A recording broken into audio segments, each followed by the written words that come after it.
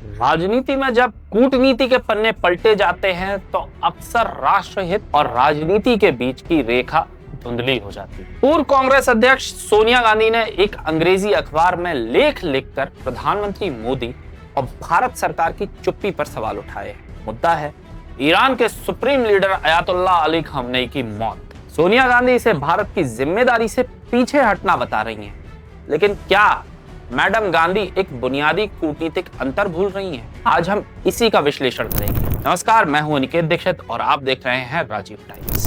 सोनिया गांधी ने अपने लेख में अनुच्छेद 51 और अंतरराष्ट्रीय नियमों की दुहाई दी है। उन्होंने कश्मीर मुद्दे पर ईरान की पुरानी मदद और रणनीतिक रिश्तों का हवाला दिया है, लेकिन मैडम गांधी, यहाँ एक बड़ा फैक्ट चेक जरूरी है।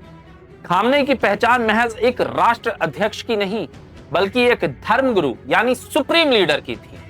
दुनिया भर का कूटनीतिक प्रोटोकॉल कहता है कि जब किसी देश के प्रधानमंत्री या राष्ट्रपति यानी कि चुनी हुई सरकार के प्रमुख का निधन होता है तो दूसरा देश आधिकारिक शोक या संवेदना प्रकट करता है। लेकिन जब बात किसी धार्मिक पद या थियोक्रेटिक हेड की आती है तो सरकारें अपनी संप्रभुता और धर्मनिरपेक्ष छवि को ध्यान में रखकर कदम उठाती है। कोई मुस्लिम मरा है इसके लिए ये जरूरी नहीं है कि जो कांग्रेस सोच रही है वो ही प्रधानमंत्री आपके पद चिन्हों पर चले। सवाल ये है कि क्या भारत को एक धर्मगुरु की हत्या पर वैसी ही प्रतिक्रिया देनी चाहिए थी जैसी किसी राजनेता की मौत पर दी जाती? प्रधानमंत्री मोदी ने गहरी चिंता जताई और संवाद की बात कही। यही एक परिपक्व लोकतंत्र की भाषा है। सोनिया जी का यह कहना कि भारत न्यूट्रल रहकर डर रहा है, असल में भारत की उस स्ट्रैटेजिक ऑटोनॉमी पर हमला है जो हमें किसी गुटबाजी से दूर रखती है। अगर मैं याद दिलाऊं सोनिया गांधी जी को, तो आपके ननिया ससुर, या क्षमा कीजिएगा, या आपके पति के नाना श्रीमान जवाहरलाल नेहरू जी भी हमेशा गुटबाजी से दूर रहे थे।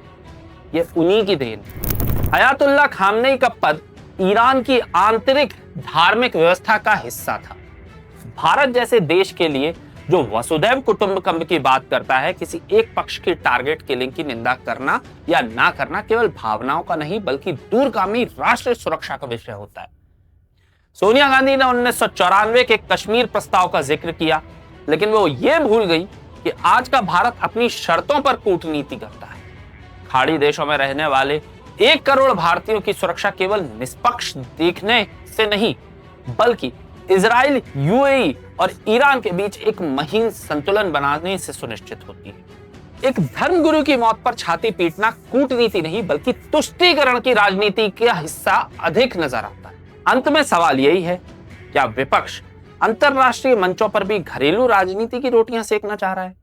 सोनिया गांधी की हैरानी शायद कूटनीति की समझ की कमी है या फिर एक खास वोट बैंक को साधने की कोशिश, क्योंकि कूटनीति सिर झुकाकर संवेदना देने से नहीं बल्कि देश के हित को सर्वोपरि रखकर चलने में होती है। बाकी इस मैटर में आपका क्या कहना है मुझे कमेंट्स में बताएं और जुड़े रहे राजीव टाइम्स के साथ।